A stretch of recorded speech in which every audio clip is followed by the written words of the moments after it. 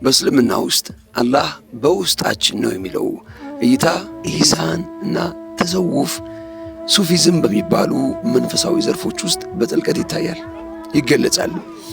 ይህ እይታ አላህ ሱብሓነሁ ወተዓላ ከሩቅ የሚመጣ ጌታችን አድርጎ ሳይሆን በሁለንተናችን ውስጥ ያለ የህልውናችን መሰረት አድርጎ ያቀርበዋል። አንደኛ ኢህሳን፣ በአላህ እይታ ውስጥ መኖር። ነቢዩ ሰለላሁ ዐለይሂ ወሰለም ኢህሳንን ሲተረጉሙት እንዲህ ብለዋል። አላህን እንደምታየው ሆነ ልታመልከው ነው፣ አንተ ባታየውም እንኳን እርሱ ያያሃል ብለዋል። ይህ መንፈሳዊ እይታ አላህ እዚያ ያለ አካል ሳይሆን እያንዳንዱ የልብ ትርታና የነፍስ መርበትበት የሚመለከት ሐዲር ወይም ደግሞ ሁል ጊዜም የሚገኝ መሆኑን ያስረዳል። አላህ በእኛ ውስጥ መኖሩን ማወቅ። አላህ በእኛ ውስጥ መኖሩን ማወቅ ማለት በብቸኝነት ጊዜ እንኳን ብቻዬን አይደለሁም የሚል ጥልቅ እርካታ ውስጥ መግባት ነው። ሁለተኛ ነፍስ፣ የመለኮታዊ እስትንፋስ ውጤት። በእስልምና ሐሳቤ የሰው ልጅ አካል ከሸክላ ወይም ከአፈር ቢሰራም ሕያው የሆነው ግን አላህ የራሱን መንፈስ ወይም እስትንፋስ ስለነፋበት ነው።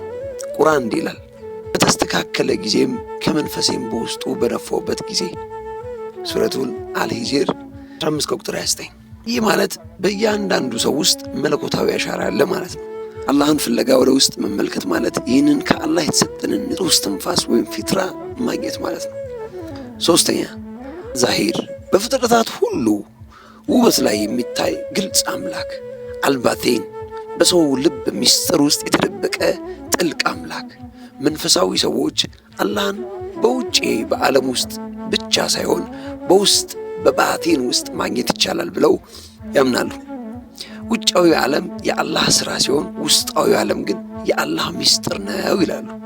አራተኛ ቀልብ፣ የአላህ ቤት በሐዲሰል ቀዲር ወይም በመንፈሳዊ ዘገባዎች እኔም ሰማይም ሊገዙኝ አልቻሉ፣ ነገር ግን አማኝ ባሬ ልብ ውስጥ አደርኩ ይላል።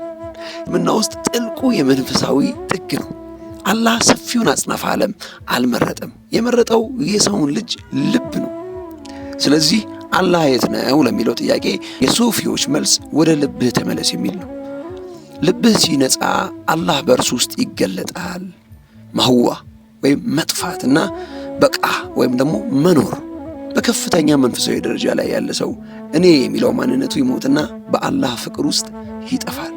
እኔ የሚሰማው ድምፅ፣ የሚያየው እይታና የሚራመደው እርምጃ ሁሉ በአላህ ሱብሓነሁ ወተዓላ ፍቃድና ብርሃን ይሆናል።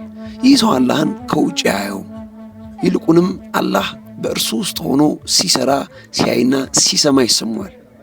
ይህ ውህደት ሳይሆን መለኮታዊ ቅርበት ይባላል።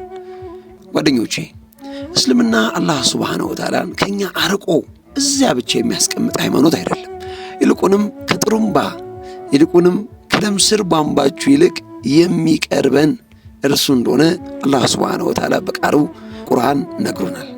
ልባችን ውስጥ የሚያድርና በነፍሳችን ውስጥ ብርሃኑን ያኖረ ጌታ መሆኑን ያስተምረናል። አላህን ለማግኘት 1000 ኪሎ ሜትሮችን መጓዝ አያስፈልግም። ኩራታችንን ጥለን ወደ ልባችን ዝቅ ማለት ብቻ ይበቃናል።